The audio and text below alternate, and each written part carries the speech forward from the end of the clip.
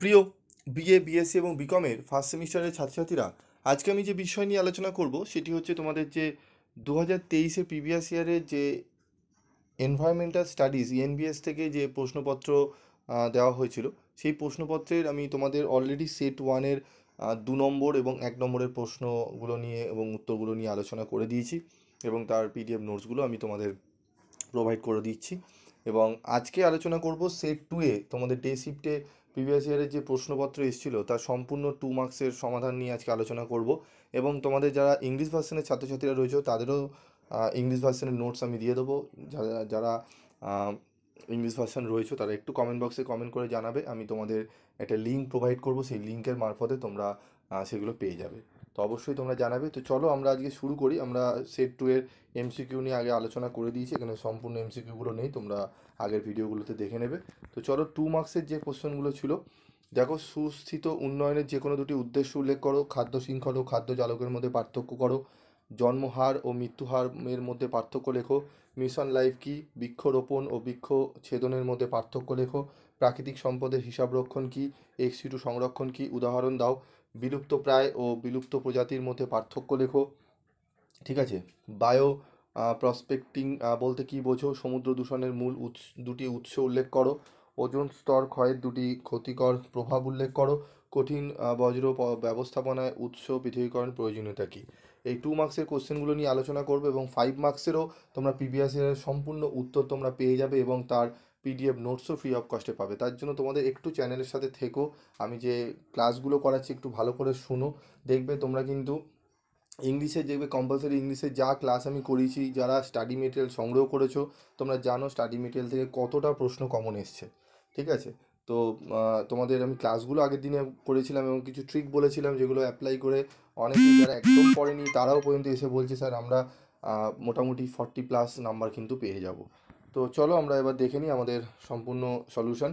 সুস্থিত উন্নয়নের যে কোনো দুটি উদ্দেশ্য উল্লেখ করো, সর্বত্র সব ধরনের দারিদ্র্যের অবসান ও পরিবেশ রক্ষা, সুস্বাস্থ্য ও কল্যাণ নিশ্চিতকরণ, খাদ্য শৃঙ্খল খাদ্য চালকের মধ্যে পার্থক্য, খাদ্য শৃঙ্খলে শক্তির প্রবাহ একদিক থেকে অন্যদিকে প্রবাহিত হয়, খাদ্য চালকের শক্তির প্রবাহ বিভিন্ন দিক থেকে প্রবাহিত হয়, জন্মহার ও মৃত্যুহারের মধ্যে পার্থক্য লেখো, কোনো একটি নির্দিষ্ট দেশ বা অঞ্চল এবং নির্দিষ্ট একটি বছরে প্রতি 1000 নারীর সন্তান জন্মদানের মোট সংখ্যাকে জন্মহার বলে, অন্যদিকে কোনো একটি দেশ বা অঞ্চলের জনসংখ্যার মধ্যে বছরের বিভিন্ন সময় বিভিন্ন বয়সের যত লোক মারা যায় তাকে মৃত্যুহার বলে। জন্মহারের পরিমাণ বৃদ্ধি পেলে জনসংখ্যা বৃদ্ধি পায়, অন্যদিকে তোমার মৃত্যুহার বাড়লে জনসংখ্যা হ্রাস পায়।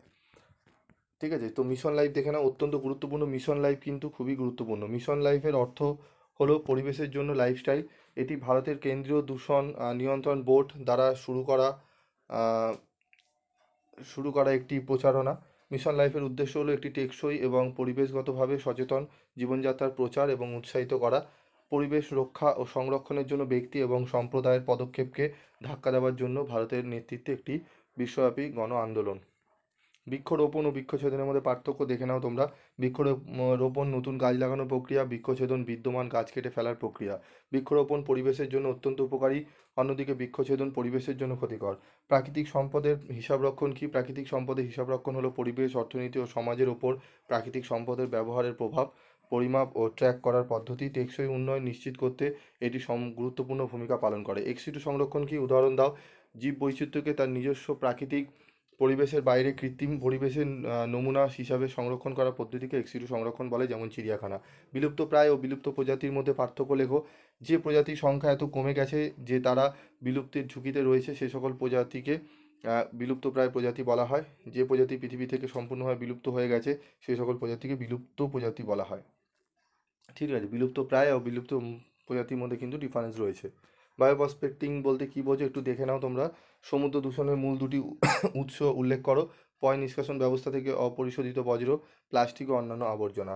ওজোন স্তর ক্ষয়ের দুটি ক্ষতিকারক প্রভাব উল্লেখ করো, অতিবেগুনি রশ্মির প্রভাবে প্রজনন ক্ষমতা হ্রাস পায় এবং বন্ধ্যাত্ব বৃদ্ধি পায়। ওজোন স্তর ক্ষয়ের ফলে বাস্তুতন্ত্রের উৎপাদনশীলতা, স্থায়িত্ব ও ভারসাম্য বিনষ্ট হবে।